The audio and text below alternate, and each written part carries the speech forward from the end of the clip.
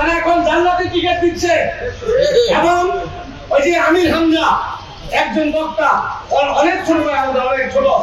কুষ্টিয়া ইসলামী বিশ্ববিদ্যালয়ে লেখাপড়া করে, সে বলেছে, জামাত তাকে বলেছে, সে বলেছে কোরআন 3 বছর পরে কোরআনের মধ্যে আপনারা বলেন ভুল নাই, আমি 53 টাকা 52 টাকা 53 ভুল বলতে সকালে এই কথাগুলো আপনার কাছে কোনো বক্তা আছে? কোরআন কালিম দালিকাল কিতাব,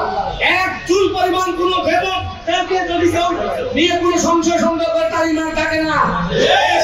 প্রশ্ন, আপনারা ইসলাম কায়েম করতে চান, যারা কোরআনের 52-53টা ভুল করে আমরা তাদেরকে মুসলমান মনে করতে পারি না।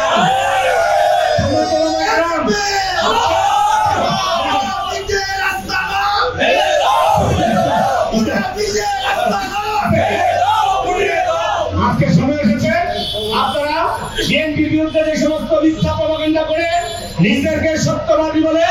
ইসলামের মূল ধারক বাহক বলে, এগুলোর জবাব দেওয়ার জন্য জাতীয়তাবাদী ওলামা দলের নেতৃবৃন্দকে আমি অনুরোধ করবো, যেখানে তারা এই সমস্ত মিথ্যা প্রপাগান্ডা জবাবে তাদের অপকর্মগুলো